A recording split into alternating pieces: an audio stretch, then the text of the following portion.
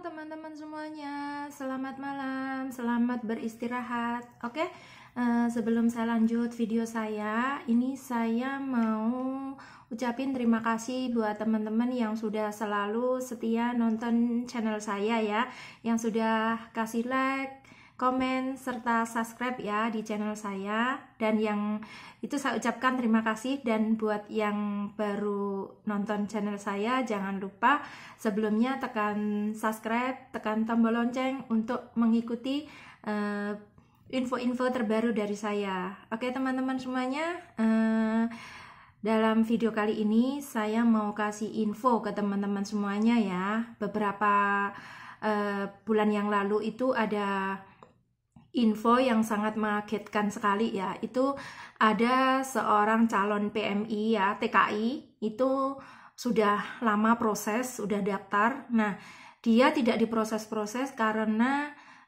ditipu ya sama temennya sendiri, kebetulan juga tetangga sendiri. Nah, ini ditipu dengan nggak cuman sedikit ya, biayanya hampir 42 juta. Sedangkan sekarang ini proses untuk ke Taiwan, sementara waktu kan masih di stop dulu ya, belum ada proses, nggak tahu sampai kapan ya. Jadi untuk teman-teman yang mau daftar jadi PMI ke Taiwan dengan tujuan ke Taiwan, sementara harus bersabar dulu ya, dan mencari info yang lengkap dulu sebelum daftar atau sebelum menyerahkan uang biaya pendaftaran ya. Jadi semua harus mencari info yang lebih jelas lagi, karena sekarang di PJTKI ataupun mungkin kenal dengan PL sponsor itu harus berhati-hati, karena sekarang nggak mungkin ada proses ya. Jadi sementara waktu kalau punya modal, punya uang ya, maksudnya itu jangan buru-buru untuk daftar ya, karena itu sebenarnya uang juga kadang kita masih sayang ya, segitu banyaknya. Kalau misalnya kita buat proses tapi tidak ada harapan ya, jadi sayang sekali, karena uang kadang-kadang juga kita masih pinjam ke bank atau mungkin pinjam ke teman atau saudara, bahkan kita ada juga yang bukan uangnya sendiri, jadi harus jualan apa kayak gitu, hasil yang ada di Indonesia kayak gitu. Jadi sangat disayangkan kalau sampai teman-teman itu ketipu ya, terutama ini yang mau daftar pabrik ya, formal ataupun mungkin yang panti jompo ya. Jadi harus berhati-hati sekali. Nah, kemarin saya juga ada tetangga saya itu curhat ya ke saya. Kebetulan dia sudah ada di Taiwan sini, tapi temennya itu katanya juga lagi proses. Nah, sudah proses beberapa lama, tapi keburu ada pengumuman, ada pemberitahuan kalau di Taiwan sementara tidak bisa proses dulu. Jadi sementara tidak ada pemberangkatan ke Taiwan ya. Jadi ini sangat kasihan sekali ya, dan ini temennya tetangga saya ini sudah mengeluarkan biaya 60 jutaan. Nah, dari sini kita itu harus waspada. Ini buat pengalaman saja ya, jadi harus lebih berhati-hati. Nah, ini ada chatnya ya, saya sama tetangga saya ini juga ada rekaman suara, ada voice note-nya juga. Jadi ada bukti kalau dia benar-benar itu loh membantu temennya. Cuman dia itu tidak sepengetahuan tetangga saya ini daftar sendiri kayak gitu. Jadi mereka nggak nanya-nanya dulu, nggak cari info dulu. Akhirnya ya sekarang prosesnya seperti ini ya, otomatis pasti ketipu ya, kayak gitu. Ini ada bukti rekamannya. Mau tanya, iki Taiwan ke tutup ya Cio? Kayak apa jenenge dulur kondisi kan jalan tolong karo aku. Kon golekne job pabrik cowok iki. Terus bareng ngono ke kan ora roh lek iki dijak koncone proses. Aku yo ora roh. Lah aku iki wis pasporan. Lah jarene biayane entas 20 juta lho, kemen. Yo ngalah, kok yo ora gelem ngomong karo aku kayak ngono, Ce. iki dulurku wedok ya Ce ya. Jenenge pengen nang Taiwan nah. Saumpama golek wis kondisine wis coronane wis ilang. Engko sampean ngono golekne job ngono wis iso gak Ce?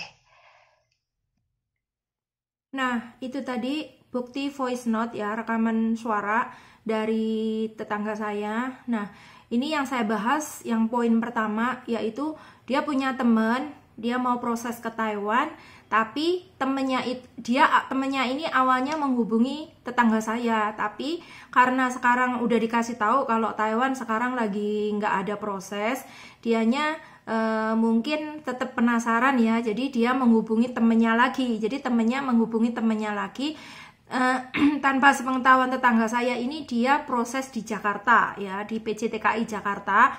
Nah, dia sudah menyerahkan uang biaya sebesar 60 juta. 60 juta ini menurut dia menanyakan ke saya ini ya sangat mahal sekali ya, karena saya nggak pernah dengar juga proses ke Taiwan sampai memakai biaya sebanyak 60 juta. Itu nanti prosesnya gimana? Apakah masih dipotong lagi atau mungkin sudah lunas semua ya? Saya juga kurang tahu. Tapi setahu saya nggak ada kok sampai proses ke Taiwan dengan biaya 60 juta ya. Jadi paling banyak mungkin diantaranya rata-rata itu 35 juta sampai 40 juta. Itu sudah banyak ya. Tapi kalau sampai 60 juta ini ya pasti sudah nggak wajar ya. Jadi ini prosesnya gimana dia juga nggak jelas. Jadi menurut saya ini pasti ketipu ya ini. Terus ini juga dia ada tanya kalau panti jompo apakah pakai biaya sebesar 50 juta. Jadi ini dia sampai ada ngomong lagi ya, ada biaya apakah sampai 50 juta. Nah, nggak mungkin juga ya kalau untuk panti jompo harus bayar biaya 50 juta. Ini benar-benar sudah keterlaluan ya. Makanya buat teman-teman yang di Indonesia yang mau proses harus lebih jeli, harus lebih teliti lagi untuk menanyakan informasi yang lebih lengkap ya, yang lebih akurat lagi. Jadi jangan asal kalian punya biaya terus kalian langsung daftar, tidak konfirmasi ke teman atau mungkin yang lebih paham, yang lebih tahu, yang punya banyak pengalaman ya. Jadi ini harus berhati-hati. Sayang sekali ya biaya segitu. Saya rasa kalau biaya segitu banyak itu ya itu mungkin dari pinjem bank atau mungkin jual sesuatu atau mungkin pinjem ke teman atau saudara. Sedangkan kita pinjam uang itu ada batas waktunya juga. Nggak mungkin kita minjemi untuk biaya proses itu nggak pakai waktu ya, nggak pakai waktu tenggangnya berapa lama itu nggak mungkin. Pasti mereka yang meminjamkan itu juga